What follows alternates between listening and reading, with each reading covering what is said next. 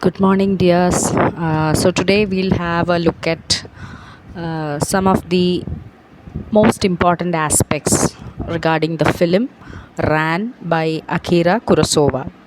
So, once more, before starting, let me tell you that all of you have to see the film, and I hope that all of you have watched it.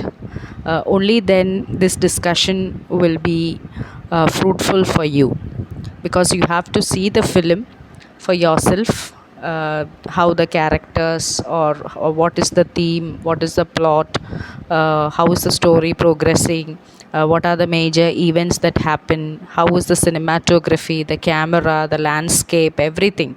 You need to have an initial experience of that film, and after that, when we go through this presentation, it will be very beneficial to you. So if at all any of you, if you haven't seen the movie yet, please watch it and then listen to this audio.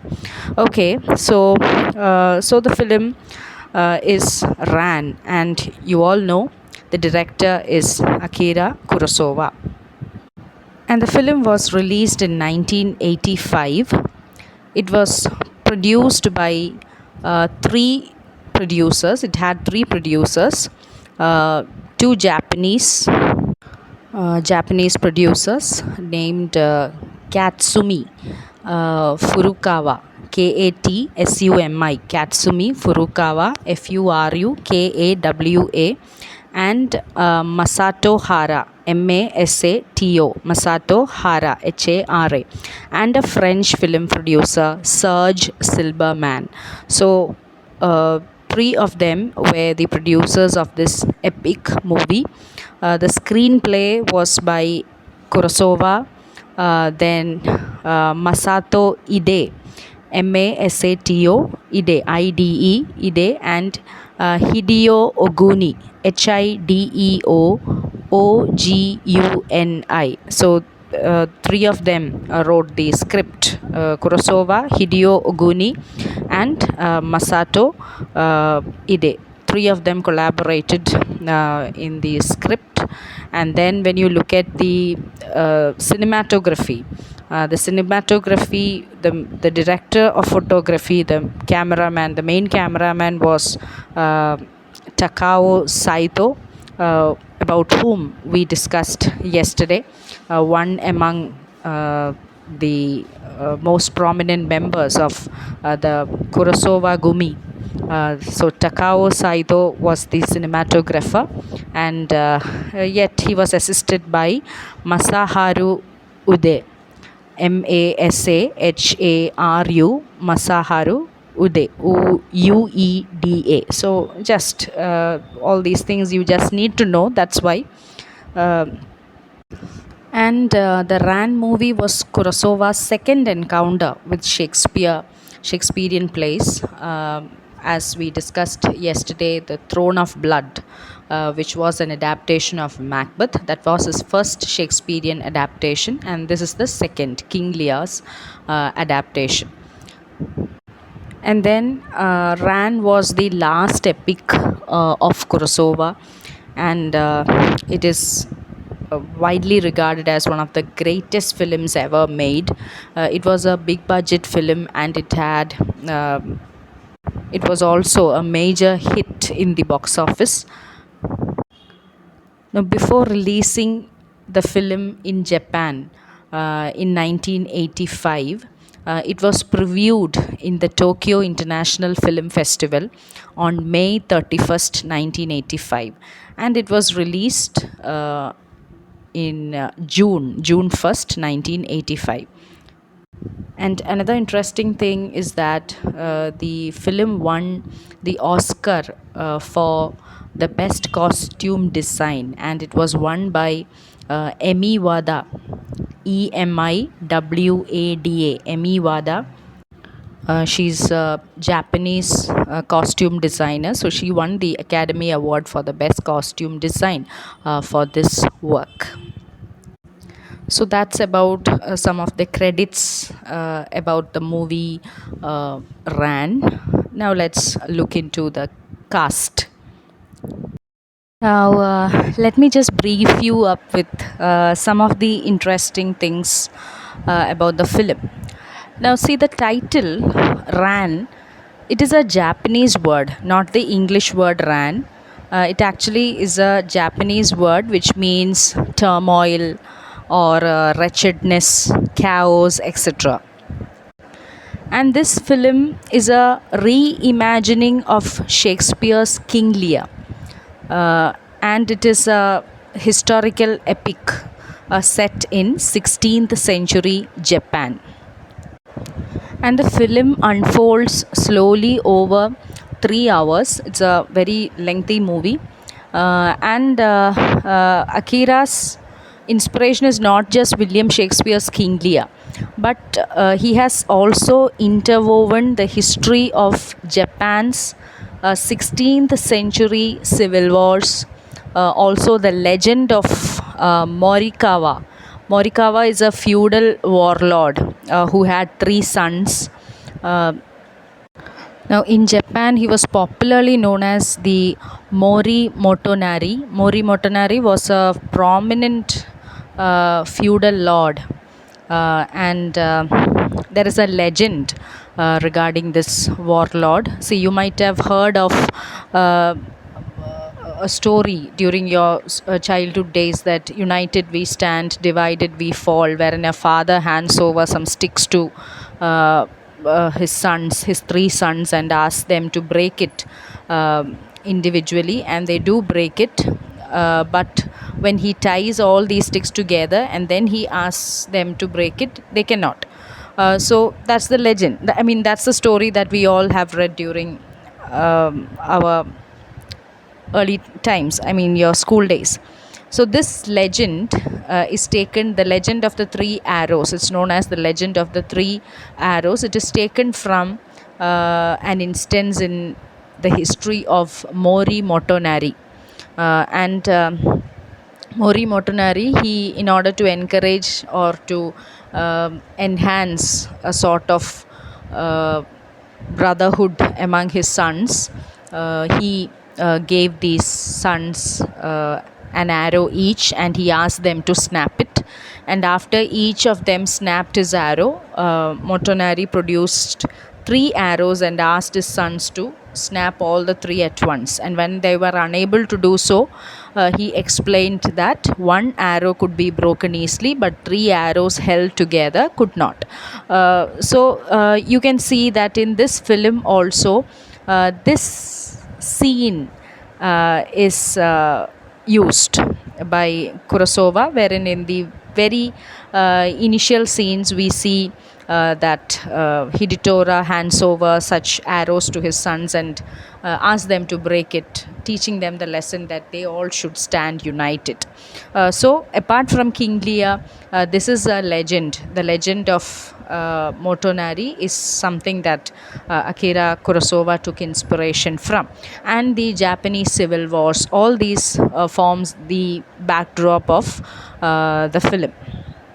So it is also said that it is the legend of Motonari that Kurosawa uses, wherein in the film we see that the feudal warlord Hidetora has three sons as opposed to Lear's three daughters. In King Lear there are three daughters, but here there are three sons. So this is the inspiration that he has drawn. And then again, we see that Hidetora, the Lear figure, he gives up his power and he divides his kingdom among his progeny, among his sons, and then the turmoil ensues, and that is Ran. Okay. And the movie was so majestic, so epic in nature, and it was Kurosawa's late life masterpiece. This is the last epic film that he shot, apart from the Seven Samurai, Kashiguro. All these were very epical films. So this is the last one that he shot. I mean, the last epic film that he shot. And in this film, you see that there is a profound examination of the folly of war. That war is something that is corrupt, or out of this war, nothing positive comes out. you don't have any positive outcomes after a war. There is a lot of bloodshed, there is a lot of violence, there is a lot of death and devastation that is happening, but apart from that, nothing positive, nothing inspiring, nothing encouraging, nothing life giving, no such thing ensues. So it is a totally evil thing. That is that is the message that he passes through the film. And again, you see that because of this war and because of this so much of revenge and vengeance, the whole family crumbles.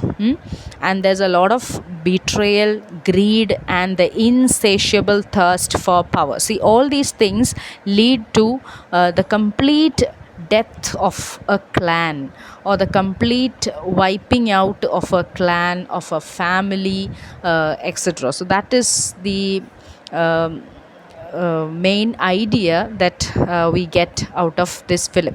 And the story was inspired by samurai legends, because during those times, especially during the 16th century in feudal Japan, you find that these things were happening during that time. There was so much of violence and conflicts between clans, between brothers, between siblings, between kings, etc.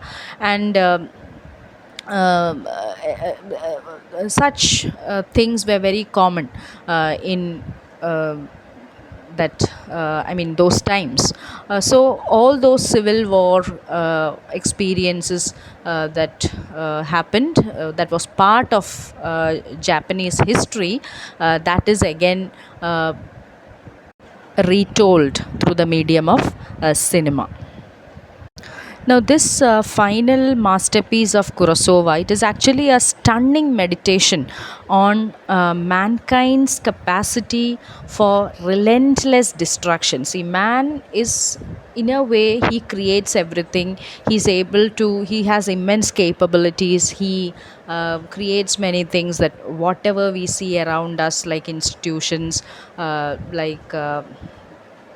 buildings, organizations, houses, family, society, all those things that we see around, is man is able to create all this. At the same time, because of his greed, because of his betraying nature, because of his ambitions, what happens, man is also capable of destroying everything around him. So this is what, again, you have several themes like this popping out of this film. So this is something else that Kurosawa tries to convey. And he was 75 years old when he shot this film. Um, and so we also see that his profound experience, even he seemed to be troubled by the world around him, because even if it is 16th century Japan, or if it is 21st century Japan, or 21st century world as a whole, human nature doesn't change. Okay, even now we see corruption, we see people running in greed, people toiling, people just cheating around, betraying their own siblings. All these things we see around. So all that experience that he has acquired throughout his life, that is condensed in the form of messages, bits and pieces. And in every scene, you see that Kurosawa tries to convey that ambitious nature of man, that betraying nature of man, that flip side of mankind. So this is something that you have to keep in mind. Now, another interesting thing is that this was Kurosawa's most expensive film and the most expensive Japanese movie ever made, because it had a budget of $12 million. And every aspect of the film is grand, like the ideas, the emotions, the aesthetic, even the movement of actors, everything has that magnificence completely unfolded through the screen. Then another interesting fact about this film was that, see, I told you that this film was released in 1985, and during the mid 1980s, Kurosawa was actually having severe problems with his eyesight. He was practically blind, it seems, and he was a painter before he turned to filmmaking. So, this Japanese director, what he did was he drew and painted thousands of images to show his team what he actually wanted Ran to look like. So, now that brilliance of especially of the battle scenes, the color, the smoke, the weaponry, everything that we see in that film, it looks like a picture, it looks like a painting. He actually painted it. It is said that he used to hold the paper a few inches before his eye. അത്രയും close ആയിട്ടാണ് അദ്ദേഹം ആ paper പിടിച്ചിരുന്നത്. എന്നിട്ട് അദ്ദേഹം അത് മൊത്തം sketch ചെയ്യുമായിരുന്നു, അതിങ്ങനെ വരയ്ക്കുമായിരുന്നു എങ്ങനെ വേണം. എന്നിട്ടത് മറ്റേ എന്താണ് ക്യാമറാമാനെ കാണിക്കുകയും അദ്ദേഹം അതിനനുസരിച്ചുള്ള സീൻസ് റീക്രിയേറ്റ് ചെയ്യുകയും ഒക്കെ ചെയ്തു എന്നാണ് പറയുന്നത്. So that shows how hard he worked to bring this brilliance through that movie. So these are things that you need to know to in order to appreciate this film much better. Okay. So now we'll move on to the characters, and then we'll have a quick look at the plot of the movie, and then we'll have a look at the themes and other important aspects of the film. Okay. Now, when we look into the major characters of the movie, the first in the list is Hidetora Ichimonji. He is a warlord who has ruled over the region for many years. He is an aging monarch and the tragic hero. Now, he represents a fearful and respected elderly warlord who has conquered many lands throughout his long life. So now, as the movie begins, we see that he is an aged man, and he has decided to hand over the power of the throne to his eldest sons, or to divide it among his three sons. And he expects respect and due authority from his sons. And as the movie progresses, we see that he begins to have a mental breakdown after making the rash decision to give authority to his sons, and this leads to his downfall. And so this character of Hidetora Ichimonji is equivalent to Shakespeare's King Lear. The role was played by a well-known Japanese actor, Tatsuya Nakadai. Tatsuya, Tatsuya Nakadai, Nakadai. So that is the character of Hidetora Ichimonji. Second major character is Taro, Lord Taro, also known as Lord Taro. His role was played by Akira Terao, another very prominent Japanese actor, Akira Terao, Terao, and he represents Taro, who is Hidetora's oldest of the three sons, and he is the heir to Hidetora's power. Now, Taro is portrayed as a weak-willed and power-hungry person. He seems to be a misfit in many instances. He is always manipulated by his wife, Lady Cade. And he can be seen as a character equivalent to Goneril in King Lear. Now, the third major character is Jiro, or Lord Jiro. The role was played by Jinpachi Nezu. Jinpachi, Nezu, Nezu, and he represents the second son of Hidetora, who is only a year younger than Taro. But he is more ambitious, ruthless, and reckless among the three brothers.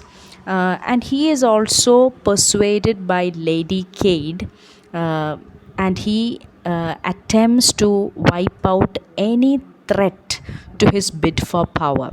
And he seems to be the most villainous character in that whole play, sorry, in that whole cinema. And this character is equivalent to Regan in Lear, King Lear. Now, Jiro, as I told, he's a ruthless person because he kills his own brother Taro, and he also starts up an affair with Cade, his brother's widow, and he sentences his own wife to be killed in order for them to be together. So, his wife is Lady Sue. She is a very God fearing woman. And here you see that Jiro is easily manipulated to do crimes. He is so ambitious, and ultimately he loses his kingdom. So that is Jiro, very important character. Then you have Saburo, and Saburo is the youngest son of Hidetora. And in this film, the role was played by Daisuke Ryu, Daisuke, Daisuke Ryu, Ryu. And so he presents the character of Lord Saburo, and he is the only non-corrupt son of Hidetora.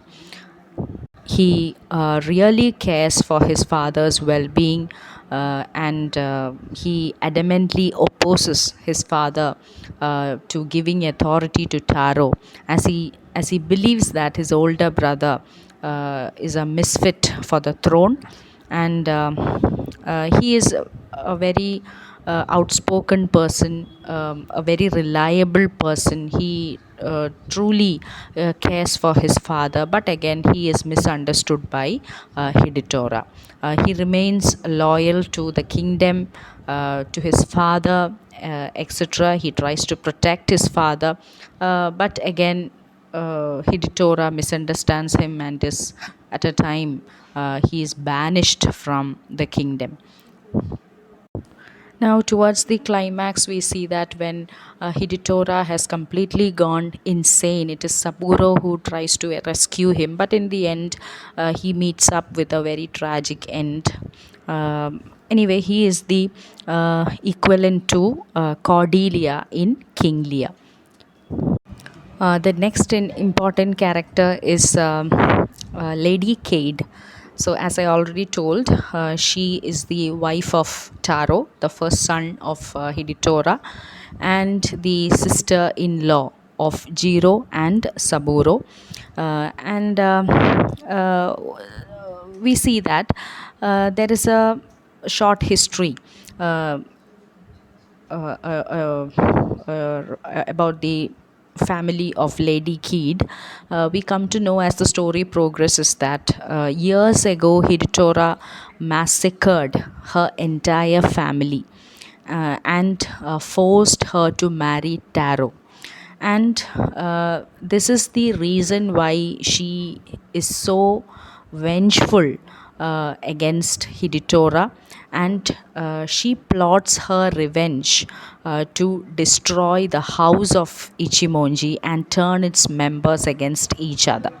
So, with this revenge in her mind, she seduces Jiro, and she becomes a very harmful, a very evil, or what to say, a very insidious influence to all the characters in the movie.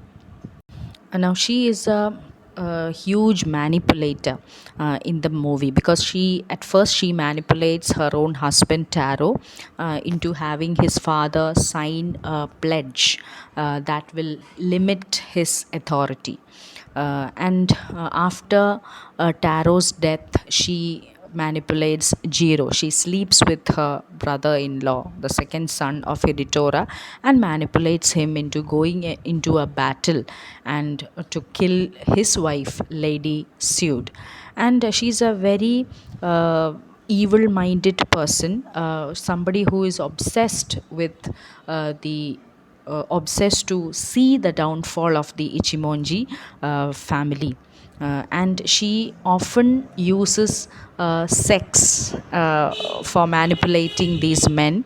And we can also see that her character was inspired by Lady Macbeth.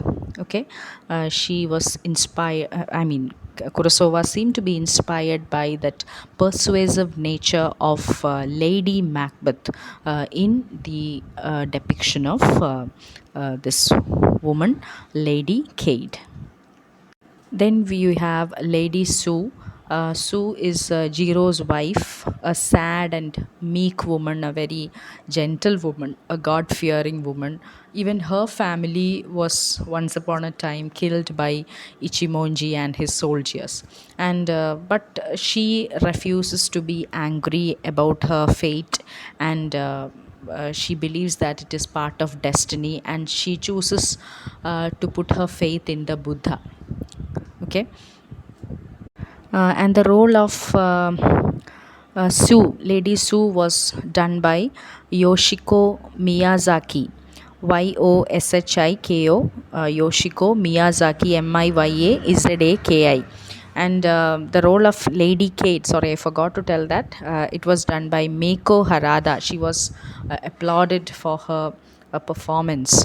Meiko Harada. Miko Harada played the role of Lady Kate, and Yoshiko Miyazaki played the role of Lady Sue. Then we have Surumaru. Surumaru is the brother of Lady Sue. He was blinded in that massacre that happened long back in the family of Sue. The massacre was done by Ichimonji and his soldiers, and he now lives as a peasant in the countryside, and his only solace is playing the flute. He is also a very meek and gentle character, quite contrasting to the bloody or to the villainous or to the bloodthirsty characters played by his brothers in law. That is Surumaru, the brother of Su. And next, we have a very important character, Kaomi. Kaomi is Hidetora's comic fool, and he makes jokes as entertainment for Hidetora and his retinue. And at Tango's request, Tango is the advisor of Hidetora. So at Tango's request, he stays with Hidetora during his very difficult times. He's always accompanied by this Tango. Sorry, not Tango, Kaomi. Now, he is very loyal to his master, but at times he through his humor, he states the realities of the situation. He criticizes, satirizes the situation. He passes comments on whatever is happening about people, about events, everything. So we get a commentary or we get an insight into the reality of the situation through this character, Kaomi. So he's a very important character in the whole film. And then we have Kurogane and Tango. Kurogane is Jiro's main advisor and a military commander, and he tries to warn Jiro about Cade's manipulative ways, but Jiro does not believe him until he is too late. And then Tango. Tango is another advisor to Ichimonji. He's also a very loyal courtier, soldier, etc. And he, along with Saburo, is banished because he supported Saburo. And he spoke against the king's decision to hand over the kingdom to Taro. And But he is a very loyal person. He always, even though from a distance, he looks forward to the well-being of his master Ichimonji. So these are the most important characters. Now, out of this list, we have just two women characters in this play. Both of them are powerful, both of them contrasting as well. So this is the cast list which you need to know.